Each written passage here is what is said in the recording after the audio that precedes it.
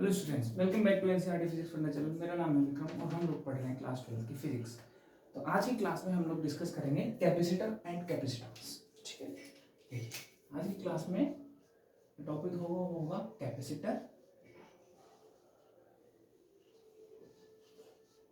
And capacitance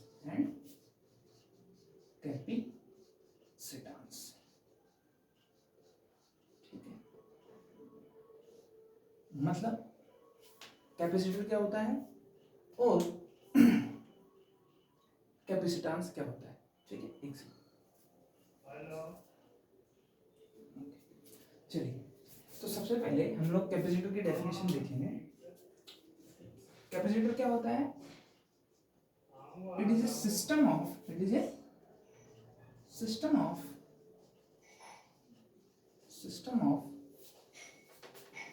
it is a system of two conductors which are separated by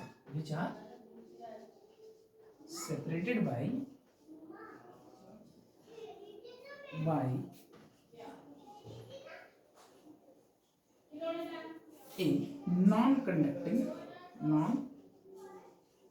non-conducting material. ठीक है, जिसको हम insulator भी कहते हैं, वो क्या बोलते हैं उसको, डाइलेक्ट्रिक्स भी कहते हैं एक तरीके से, है ना। ठीक है, नॉन कंडक्टिंग मटेरियल। तो नॉन कंडक्टिंग मटेरियल मतलब दो कंडक्टर्स का ऐसा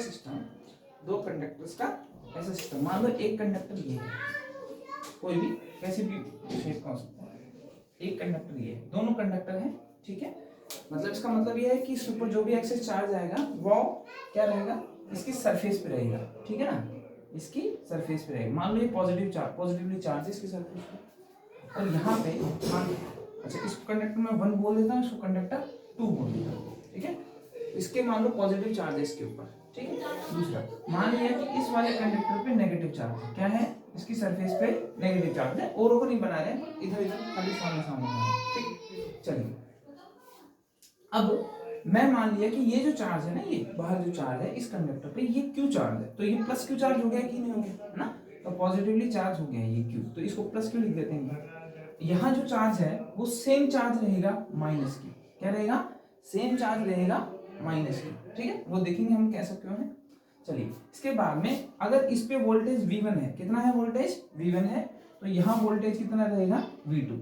ठीक है, अगर यहाँ वोल्टेज V1 है इस पे, तो यहाँ वोल्टेज कितना है V2 है।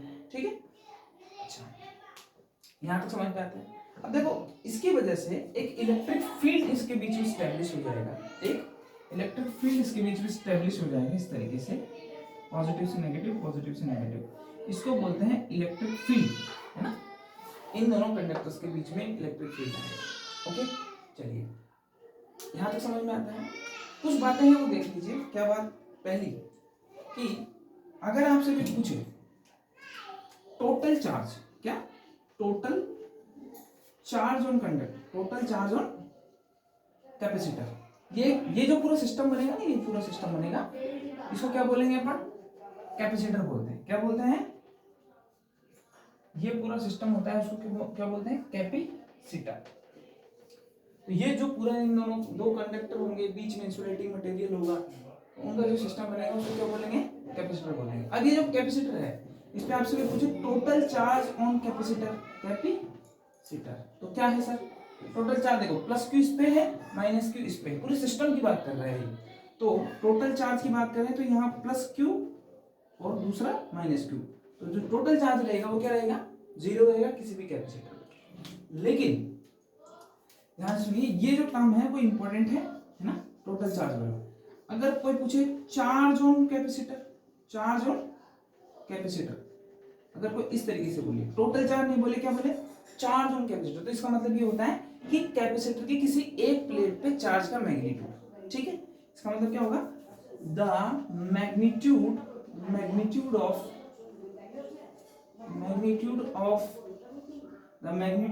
Charge on each plate of capacitor,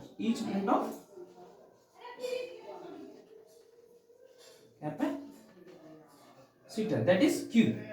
कितना रहेगा वो क्यू रहेगा। यहाँ तक समझ में आता है आपको? इस बात को अच्छे से ध्यान रखिए।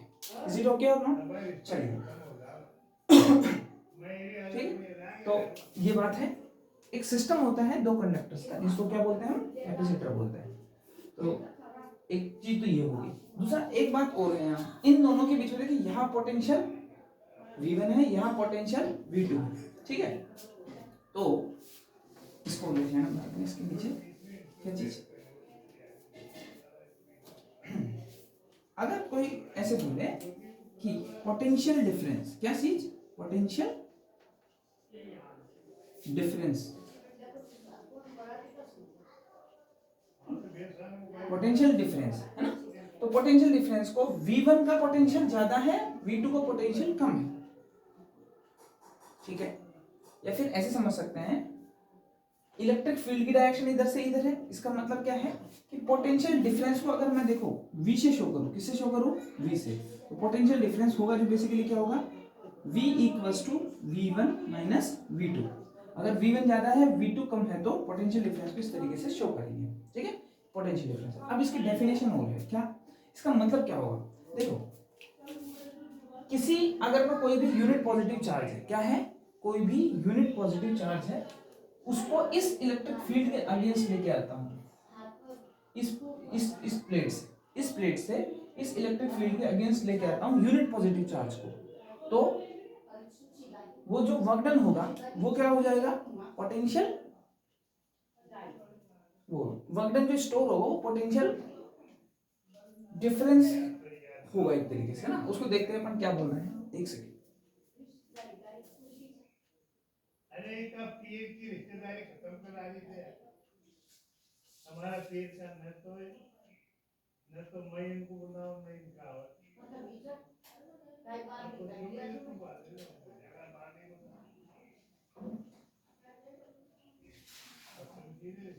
ठीक है, सुनिए, मैं ऐसे कह रहा हूँ, यहाँ से यहाँ तक एक पोटेंशियल डिफरेंस भी हो गया है ना। अब ध्यान से सुनिए, इसका मतलब क्या है कि अगर मैं किसी यूनिट पॉजिटिव चार्ज को, इस प्लेट से इस प्लेट तक लेके आता हूँ, तो मुझे एक वर्क डन करना पड़ेगा, है ना। पहले लेके आते हैं एक बार, देखिए। तो अगर मैं देखूं, मुझे कोई भी वर्क डन, वो पॉजिटिव चार्ज है, तो मुझे एक वर्क डन करना पड़ेगा। उसको देखते हैं। देखो, मान लो कोई भी चार्ज है, अपन खाली अभी क्यू ले लेते हैं, कोई छोटा सा चार्ज है, कोई टेस्ट चार्ज है क्यू, उसको मैं इस प्लेट से यहाँ तक लेके आया, तो V1 minus V2 potential difference equals to क्या हो जाता है? Work done divide by this charge, जिसको हम लेके आते हैं, ऐसे तो होता है ना। तो डिवाइड बाय दिस चार्ज। अब ये पोटेंशियल डिफरेंस क्या है? V है ना। ये पोटेंशियल डिफरेंस क्या है? V है। तो मैं क्या बोल सकता हूँ? V equals to W upon Q, ऐसा ही तो है। अगर ये V क्या हो जाता है? ये Q, if Q equals to +1 coulomb, मतलब यूनिट पॉजिटिव चार्ज होता है, देन क्या हो जाएगा? V इक्वल्स टू W, ऐसे तो हो जाएगा। तो पोटेंशियल डिफरेंस की डेफिनेशन क्या होगी? If we brought a unit positive charge, मतलब इस Q की वैल्यू कितनी होनी चाहिए? यूनिट पॉजिटिव होनी चाहिए, +1 कूलम चार्ज को अगर मैं यहाँ से पोटेंशियल V2 से पोटेंशियल V1 तक लगता हूँ, मतलब सेकंड प्लेट से फर्स्ट प्लेट तक लेके आता हूँ, तो मुझे एक वर्क डन करना पड़ता है इस इलेक्ट्रिक फील्ड के अगेंस्ट। उसी को क्या बोलते हैं हम यहाँ से? पोटेंशियल, ठीक है ना। उसको क्या बोलते हैं? Potential difference. क्या बोलते हैं उसी को? Potential difference. एक्चुअली यही तो हुआ। आप सबसे पहले इसको तो बाद में करना है आपको, ठीक है ना। फिर सबसे पहले जो मैं डेफिनेशन लिखवा रहा हूँ इसको लिखना है, ठीक है। तो क्या चीज है? इट इज नथिंग बट, इसी से देख के लिखेंगे। It is the work done in bringing a charge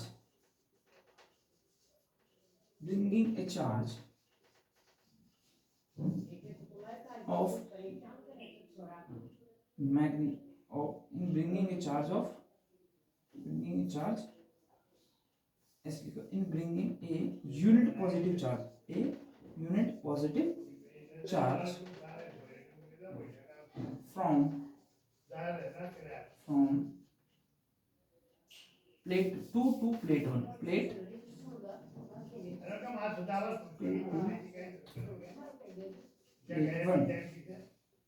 ठीक है। It is the work done it is the work done in bringing a unit positive charge from plate 2 to plate 1, ठीक है। उसके बाद में ये डेरिवेशन आपको करना है, इसको प्रूफ कर दिया एक तरीके से, है ना। तो ये पोटेंशियल डिफरेंस की डेफिनेशन हो जाएगी, जो है V1 माइनस V2 V। और वो क्या करेगा, यहाँ से अगर ये 1 कूलम पॉजिटिव चार्ज है तो इसको यहाँ से यहाँ तक लाने की कोशिश करेगा, ठीक है। चलिए इसको मैं मिटा नहीं रहा हूँ थोड़ा सा, अब देखिए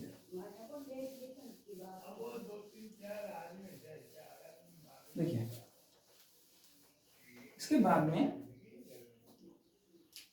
कुछ बातें हैं, क्या चीज, जैसे एक बात और है कि जो इलेक्ट्रिक फील्ड है, इलेक्ट्रिक फील्ड जो इसके बीच में होगा, देखो जैसे जैसे ये चार्ज यहाँ और यहाँ बढ़ेगा वैसे वैसे इलेक्ट्रिक फील्ड क्या होगा, इंक्रीज होगा, है ना। तो ये बात ध्यान से सुनिए, क्या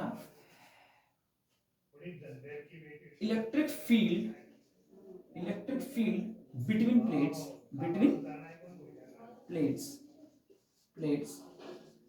is directly proportional to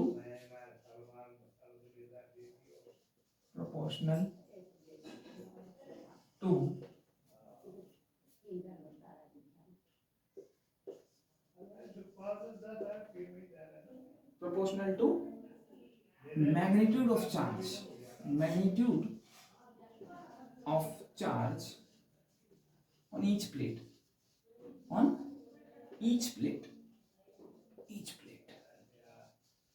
कि जो इलेक्ट्रिक फील्ड होगा ना इन दोनों के बीच में वो डायरेक्टली प्रोपोर्शनल होगा क्यू के, मतलब जैसे जैसे इसके ऊपर चार्ज बढ़ेगा इनके ऊपर वैसे वैसे क्या होगा, इलेक्ट्रिक फील्ड की इंटेंसिटी बढ़ेगी। और इलेक्ट्रिक फील्ड की इंटेंसिटी बढ़ेगी, इलेक्ट्रिक फील्ड की क्या बढ़ेगी, इंटेंसिटी बढ़ेगी। इसका मतलब ये है कि जैसे जैसे इलेक्ट्रिक फील्ड की इंटेंसिटी बढ़ेगी तो इनके बीच में पोटेंशियल डिफरेंस, मतलब जो वर्क डन इसको लाने में करने में होगा वो भी कम होगा, क्या होगा, ज्यादा होगा। मतलब इलेक्ट्रिक फील्ड की इंटेंसिटी ज्यादा है, इसका मतलब यहाँ से यहाँ तक इसको लाने में जो वर्क डन होगा वो बढ़ जाएगा, ऐसे तो होगा। मतलब एक्चुअली, और वो वर्क डन क्या होता है, पोटेंशियल होता है, पोटेंशियल डिफरेंस होता है। तो इसका मतलब क्या हो गया, एक्चुअली हम लोग ये बोलना चाहते हैं कि जैसे जैसे चार्ज बढ़ेगा वैसे वैसे इलेक्ट्रिक फील्ड की इंटेंसिटी बढ़ेगी, और इलेक्ट्रिक फील्ड की इंटेंसिटी बढ़ेगी तो चार्ज को लाने में जो वर्क डन होगा वो बढ़ेगा, और वो बढ़ेगा तो पोटेंशियल डिफरेंस बढ़ रहा है। इसका मतलब यही तो हुआ, क्योंकि अभी हमने बोला W=V। तो एक्चुअली जो बात है वो ये है कि जैसे जैसे चार्ज का मैग्नीट्यूड इन दोनों प्लेट्स पे बढ़ेगा तो पोटेंशियल डिफरेंस बढ़ेगा दोनों के बीच में। क्या बढ़ेगा, दोनों के बीच में। सो क्या बोल सकते हैं, Q equals to Q directly proportional क्या होगा, V, मतलब Q बढ़ेगा तो V भी बढ़ेगा, ठीक है ना, ये ध्यान रखिए। तो Q इक्वल्स टू क्या लिख सकते हैं, CV, एक डायरेक्टली प्रोपोर्शनल साइन हटेगा तो इक्वल आएगा, एक C आएगा, एक कांस्टेंट आएगा। तो C इक्वल्स टू क्या हो जाएगा, Q अपॉन V, ठीक है। दिस इज द डिवाइस, एक डिवाइस है जिसको कैपेसिटर बोलते हैं, और ये हो गया क्या, कैपेसिटेंस। क्या हो गया, कैपेसिटेंस, इसको हिंदी में बोलते हैं धारिता। ये क्या है, it is the ability of a capacitor to store the charge, मतलब एक कैपेसिटर कितना चार्ज स्टोर कर सकता है पर यूनिट वॉल्यूम। देखो इसकी डेफिनेशन देखो, चार्ज पर यूनिट वॉल्यूम, ऐसे बोल सकते हैं, it is the charge storing capacity per unit volume, ऐसे बोल सकते हैं। तो सी की डेफिनेशन इस तरीके से करते हैं। अब ये क्या बताता है कि कोई कैपेसिटर कितने एक पर यूनिट वॉल्यूम में कितना चार्ज स्टोर कर सकता है। इसका मतलब समझाने की कोशिश करता हूं, है ना। देखिए हम मिटा देते हैं इसको। अच्छा, आपको ये बात समझ में नहीं है तो अच्छे से देख लेना, एक बार फिर से समझ में आ जाएगा, ठीक है। चलिए कुछ बातें हैं उससे, इस ये जो स्टेटमेंट है इससे लिखते हैं।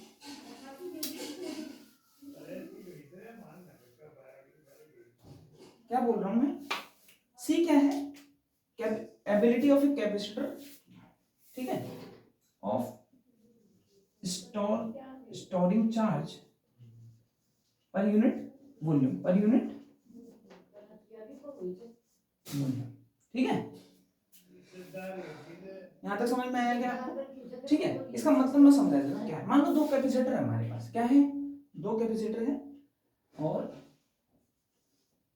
दोनों का वॉल्यूम सेम है, मतलब यहाँ जो ये प्लेट्स वगैरह हैं, वॉल्यूम का मतलब मैं समझाऊंगा एक्चुअली होता क्या है ना, मतलब चलो बता ही देता हूँ तुमको। जैसे मान लो दो प्लेट टाइप में वो है प्लेट है, ये प्लस है ये प्लस है, ये कैपेसिटर की प्लेट्स हैं ऐसे, है ना, बिल्कुल सेम। अब देखो ये जो वॉल्यूम है ना, ये वाला वॉल्यूम, अब देखो ये प्लेट ऐसे रहेगी इस तरीके से, है ना, इस तरीके से रहेगी, तो एक बॉक्स टाइप बनेगा जिसमें बीच में ये क्या रहेगा, डाइलेक्ट्रिक प्रेजेंट रहेगा, ठीक है ना। तो ये वॉल्यूम है, इसके बारे में बात कर रहा हूँ, ये वॉल्यूम है इस प्लेट का एरिया इनटू ये जो इनके बीच की डिस्टेंस है, वो वॉल्यूम की बात कर रहा हूँ, तो वो वॉल्यूम की बात है यहाँ, ठीक है। मान लो ऐसे दो कैपेसिटर है, दो कैपेसिटर है, ठीक है। अब दो कैपेसिटर बिल्कुल सेम ही है, ऐसा है ना, इस तरीके से, इसकी भी वॉल्यूम V है, इसका वॉल्यूम भी V है। तो अगर इसकी कैपेसिटी इसके अंदर इसका मतलब ये समझ लो इसकी कैपेसिटी ज्यादा है, तो इसका मतलब ये ज्यादा चार्ज स्टोर कर सकता है। इसके कैपेसिटेंस मान लो C1 इक्वल टू 5 दे रखा है एग्जांपल, और ये C2 इक्वल टू क्या दे रखा है, 2 दे रखा है। तो ज्यादा चार्ज स्टोर कौन कर सकता है, ये कर सकता है एज कम्पेयर टू, जबकि वॉल्यूम दोनों का क्या है, सेम है। तो it is nothing but capacitance is the ability of storing charge per unit volume of a capacitor, ठीक है ना। चलिए अब इसकी यूनिट देख लेते हैं एक बार, कैपेसिटेंस की यूनिट, यही इंपॉर्टेंट बात है यहां से। अच्छा एक चीज और है ना, उसको चलो बाद में देखेंगे, उसको यूनिट देख लेंगे। ऐसा यूनिट क्या होगी, ऐसा unit of capacitance, of capacitance क्या सर, देखो C इक्वल टू क्या हो जाएगा, Q upon V, C equal to Q upon V। अच्छा इसकी यूनिट क्या होगी, कूलम, और इसकी यूनिट क्या होगी, वोल्ट, है ना, ये कूलम में एक तरीके से। तो C की यूनिट होगी वो कूलम पर वोल्ट होगी, हुई कि नहीं। और इसी को एक नाम दिया गया है फैरेड, किसने बताया था, ये फैरेड ने। तो जो कैपेसिटेंस की यूनिट है, ऐसा यूनिट वो है फैरेड, क्या है, फैरेड, ठीक है, ये ध्यान रखिए। एक बात और है, ये बहुत बड़ी यूनिट है, it is a big unit, it is a big unit, ठीक है। इसको प्रूफ करेंगे किस तरीके से बिग यूनिट है, बहुत बड़ी यूनिट है फैरेड, है ना। तो इसलिए हम लोग फैरेड की कुछ स्मॉल यूनिट्स को भी काम में लेते हैं, जैसे एग्जांपल कुछ स्मॉल, इसके नीचे लिख लेना अनदर यूनिट्स, ऐसे लिख लो अनदर यूनिट्स, अनदर यूनिट्स लिख लो, जैसे फैरेड ही है, यूनिट तो क्या है ना, लेकिन उसका जो वर्जन है वो देख लीजिए। जैसे 1 मिली फैरेड, 1 इंटू 10⁻³ फैरेड, जैसा 1 माइक्रो फैरेड, इसका मतलब 1 इंटू 10⁻³ -6 फैरेड, ये तो पढ़ा हुआ है, माइक्रो का मतलब 10⁻⁻6 होता है। 1 नैनो फैरेड भी होता है NF, 1 इंटू 10⁻⁹ फैरेड, या फिर 1 पिको फैरेड भी आता है, 1 इंटू 10⁻12 फैरेड। यहाँ तक समझ में आता है। जनरली हमारे जो फैन में लगा होता है माइक्रो, वो जो कैपेसिटर लगा होता है जिसको कंडेंसर बोलते हैं, वो इस लेवल का होता है माइक्रो फैरेड में, 4 micro farad, 5 micro farad, 3.5 micro farad, इस तरीके का जो कैपेसिटर होता है वो होता है, ठीक है। एक सेकंड,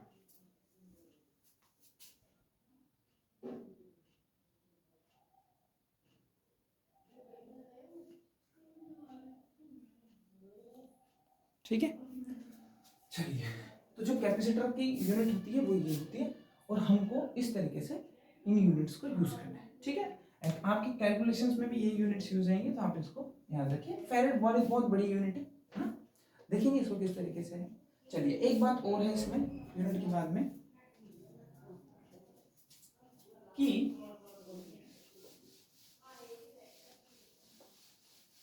हमको बताया गया है, ये जो फॉर्मूला है इसको देखो, हमको ये बताया गया है कि Q since Q is inversely proportional to V, है ना। इसका मतलब क्या है, यहां पे ये ध्यान रखना कि ये जो Q V है ये वॉल्यूम है, क्या है, वॉल्यूम है। तो इसका मतलब क्या हो गया कि जिन कैपेसिटर्स का वॉल्यूम, जिस कैपेसिटर का वॉल्यूम ज्यादा होगा वो उसकी चार्ज स्टोरिंग कैपेसिटी कम है, नहीं, हाँ C के बारे में ना, ये तो C के बारे में, ठीक है, उसकी चार्ज स्टोरिंग कैपेसिटी कम है, ठीक है। इसका मतलब इसका प्रैक्टिकल इंपॉर्टेंस है, क्या बोलता है, इफ देखो charge storing capacity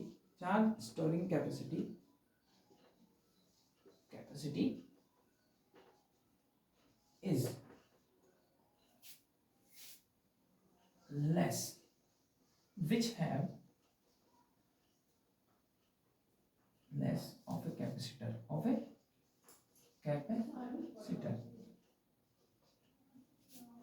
which have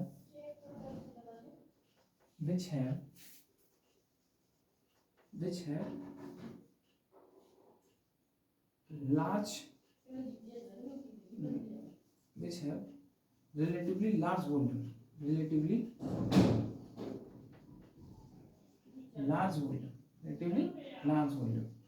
इसका मतलब यह है कि दो कैपेसिटर है जिसमें से एक का वॉल्यूम तो ज्यादा है, एक का वॉल्यूम कम है, तो जिसकी कैपेसिटी किसकी ज्यादा होगी, उसकी ज्यादा होगी जो जिसके पास वॉल्यूम कम है, ठीक है। यार कुछ गड़बड़ हो रखा है, वॉल्यूम बढ़ेगा तो चार्ज स्टोरिंग कैपेसिटी कम होगी, हाँ तो चार्ज स्टोरिंग कैपेसिटी कम होगी, ऐसे बोलते हैं ना, charge storing capacity is less capacitor which है रिलेटिवली लार्ज वॉल्यूम, जिसका वॉल्यूम लार्ज मतलब जिसके प्लेट के बीच में ये जो वॉल्यूम है ये वाला जहां डाइलेक्ट्रिक भरा होता है जनरली, वो मान लो दो कैपेसिटर है उनके बीच में, ठीक है, जिसका मान लो इसका वॉल्यूम है 5, इसका वॉल्यूम है 10, क्या है 10 मीटर क्यूब, तो इसकी चार्ज स्टोरिंग कैपेसिटी ज्यादा होगी, इसकी चार्ज स्टोरिंग कैपेसिटी कम होगी, क्योंकि C is inversely proportional to V, ठीक है। ये ध्यान रखना, बस यही बोलना चाहते हैं कि ज्यादा वॉल्यूम कम चार्ज स्टोरिंग कैपेसिटी, ये वॉल्यूम की नाम है, कौन है यहाँ पे, ये वॉल्यूम है, इंपॉर्टेंट बात ये ध्यान रखना, इसको वोल्टेज में समझ लेना, ये पोटेंशियल डिफरेंस समझ लेना, ठीक है। चलिए इसके बाद में है अपने पास एक टर्म और आती है डाइइलेक्ट्रिक स्ट्रेंथ, क्या आती है, डाइइलेक्ट्रिक स्ट्रेंथ।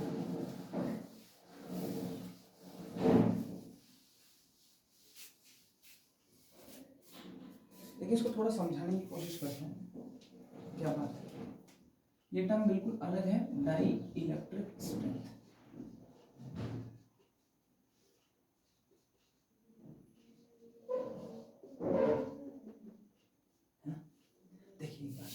क्या बहुत बोल रहा हूँ, ऐसे समझिए आप, जैसे यही है वो कैपेसिटर है, अब इन दोनों के बीच में यहाँ कोई भी डाइलेक्ट्रिक भरा हुआ है, उसको हम एयर भी बोल सकते हैं, एग्जांपल समझ लेते हैं, एयर भरा हुआ है, ध्यान से देखिएगा, मान लो इस पे थोड़ा सा ये प्लस चार्ज है तो यहाँ कितना रहेगा माइनस, ये प्लस चार्ज है तो यहाँ कितना रहेगा माइनस, ये प्लस चार्ज है तो यहाँ कितना रहेगा माइनस, यहाँ प्लस चार्ज है तो यहाँ कितना रहेगा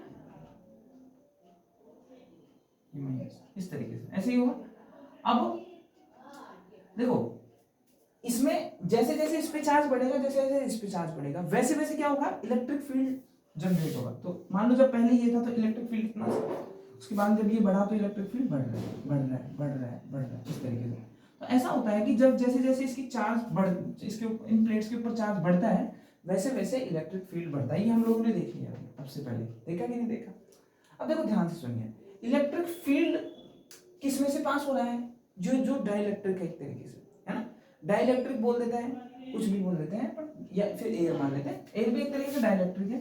अब ध्यान से अगर मैं देखूं तो इसके जो ये डाइलेक्ट्रिक है इसके अंदर, उसको अगर मैं बनाऊं तो डाइलेक्ट्रिक की डेफिनेशन क्या होती है, या तो वो ऐसे रहेंगे या फिर ऐसे रहते हैं, है ना, या तो बिल्कुल इनके एक तो या तो नॉन पोलर रहेंगे या फिर पोलर रहेंगे। तो मान लो ये नॉन पोलर भी है, कुछ ही समझ लो, ये क्या है, नॉन पोलर भी है, तो क्या हो जाएंगे, अगर ये इलेक्ट्रिक फील्ड इधर लगेगा, इसके ऊपर इधर लगेगा, तो ये कुछ इस तरीके से होगा कि नहीं होगा, रीओरिएंट होगा, तो रीओरिएंट होगा, ठीक है, इस तरीके से।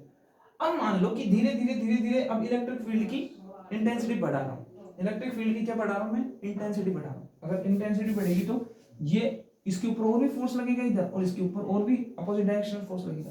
तो अगर मान लो गलती से ऐसे हो जाता है कि ये दोनों मॉलिक्यूल टूट के एक इधर चले जाते हैं माइनस वाला और एक प्लस वाला इधर होता है, एक्चुअली क्या हो गया है कि उनके मॉलिक्यूल्स ब्रेक हो गए, और ऐसा लार्ज स्केल पे होगा, ऐसा लार्ज स्केल पे होगा। तो एक्चुअली अगर ऐसा हो जाता है तो इसको हम लोग ऐसे मानते हैं कि ये डिसएसोसिएट हो गया, है ना।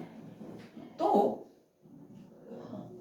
ये जो डाइलेक्ट्रिक है वो डिसएसोसिएट होता है और उसके बाद में काम नहीं करता है, ठीक है। एक्चुअली क्या है, डाइलेक्ट्रिक स्ट्रेंथ क्या है बेसिकली, उसको ध्यान से देखें तो। अच्छा, अब मैं ये मान के चलता हूं कि ये मान लो, जैसे देखो इसको शुरू में मैंने किया ना, तो धीरे धीरे इलेक्ट्रिक फील्ड की वैल्यू बढ़ रही है। तो इसका मतलब ये हो गया कि एक वैल्यू ऐसी आएगी जिसपे ये डिसोसिएट होंगे, किसकी, इलेक्ट्रिक फील्ड की। वो इलेक्ट्रिक फील्ड की वो वैल्यू, इसका मतलब क्या है, डाइलेक्ट्रिक स्ट्रेंथ मतलब इलेक्ट्रिक फील्ड की वो वैल्यू जिसके बाद में क्या हो जाते हैं, ये पॉजिटिव और नेगेटिव चार्ज क्या हो जाते हैं, अलग हो जाते हैं। या फिर डाइलेक्ट्रिक अपनी जो प्रॉपर्टी है वो खो देता है, किस चीज की, इंसुलेशन की, मतलब इसको इस तरीके से बनाए रखनी है, ठीक है ना। डाइलेक्ट्रिक क्या खो देता है, अपनी प्रॉपर्टी खो देता है, इलेक्ट्रिक फील्ड की वो वैल्यू जिसपे डाइलेक्ट्रिक अपनी इलेक्ट्रिकल जो भी है प्रॉपर्टी खो देता है, तो उसको क्या बोलते हैं। अच्छा, इसमें होता क्या है, डिसएसोसिएट हो जाते हैं, एक तरीके से ब्रेक डाउन हो जाता है इनका, ठीक है, इस तरीके से। चलिए, और एयर के लिए कितना है ये, फॉर एयर के लिए मान लो एयर ले लिया हमने, तो ऐसा होता है कि 3 × 10⁶ वोल्ट पर मीटर। अगर इतना इलेक्ट्रिक फील्ड हमने लगा दिया, क्या लगा दिया, इतना इलेक्ट्रिक फील्ड लगा दिया हमने, और देखो इतना वोल्ट लगाया है, ध्यान से सुनिए, इसका मतलब सुनिए, 3 × 10⁶ वोल्ट क्या है, पोटेंशियल डिफरेंस इन दोनों के बीच में क्रिएट कर दिया हमने। और इन दोनों के बीच जो डिफरेंस है, वो जो डिस्टेंस है वो कितना है, 1 मीटर है। तो इतना अगर पोटेंशियल डिफरेंस लगा दूंगा इन दोनों के बीच में, अगर 1 मीटर डिफरेंस है ना, तो अगर मैं इतना पोटेंशियल डिफरेंस लगा दूंगा दोनों के बीच में, इतना पोटेंशियल डिफरेंस क्रिएट कर दूंगा, तो जो इलेक्ट्रिक फील्ड आएगा वो इलेक्ट्रिक फील्ड क्या कर देगा, इसको, इसके अंदर जो डाइलेक्ट्रिक है, कौन, एयर, उसको क्या कर देगा, उसको ब्रेक डाउन पॉइंट पे ला देगा और वो वहां से काम नहीं करेगी।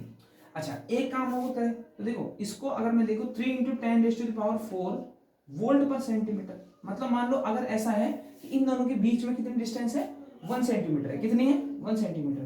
तो अगर मैं इन दोनों के बीच में कितना पोटेंशियल डिफरेंस क्रिएट करूं, 10⁴ वोल्ट पर मीटर, ये 3 × 10⁴ वोल्ट, ठीक है ना, इतना पोटेंशियल डिफरेंस क्रिएट कर दो, तो ये क्या हो जाएगा, इसके जो ब्रेक डाउन एयर है वो ब्रेक डाउन हो जाएगी, बेसिकली आयंस फॉर्म हो जाएंगे इसमें, ठीक है ना, जो खुद ही क्या करने लग जाएंगे फिर, चलो हम भी चलेंगे आपके साथ में, ऐसा है, देखो यहाँ प्लस खुद ही बन गया, टूट के अलग, यहाँ माइनस अलग हो गया, ठीक है। तो फिर ऐसे भी होगा कि ये जो नेगेटिव चार्जेस है वो इस तरफ आने लग जाएंगे, धीरे धीरे, फिर इसको कुछ खत्म करेंगे, इसको कुछ खत्म करेंगे, गड़बड़ हो जाएगा, तो डाइलेक्ट्रिक ही अच्छे से काम नहीं कर पाएगा उस चीज, ठीक है। तो डाइलेक्ट्रिक स्ट्रेंथ की डेफिनेशन लिखिए एक बार,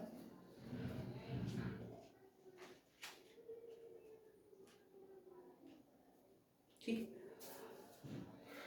it is the maximum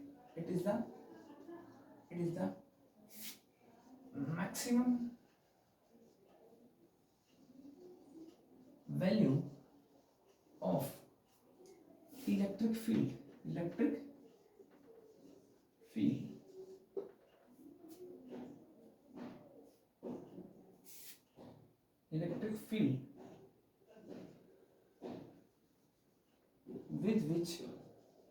with which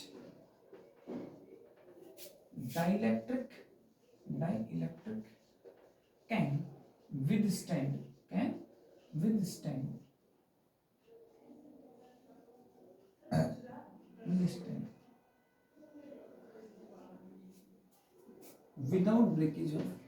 without break off, मतलब बिना ब्रेक ऑफ के, it is the maximum value of electric field with which dielectric can withstand without break off, ठीक है, कि डाइलेक्ट्रिक बिना डिसोसिएट हुए वो क्या हो सकता है, जिस इलेक्ट्रिक फील्ड तक को सहन कर सकता है उसी को बोलते हैं इलेक्ट्रिक फील्ड का मतलब समझ लीजिए कि जितना 1 मीटर के लिए इतना वोल्ट लगाए थे, पोटेंशियल डिफरेंस क्रिएट करते तो हो जाएगा, ठीक है ना, ये ध्यान रखिए, ये है इलेक्ट्रिक फील्ड की वैल्यू, किसकी वैल्यू है, इलेक्ट्रिक फील्ड की वैल्यू है, ये ध्यान रखना।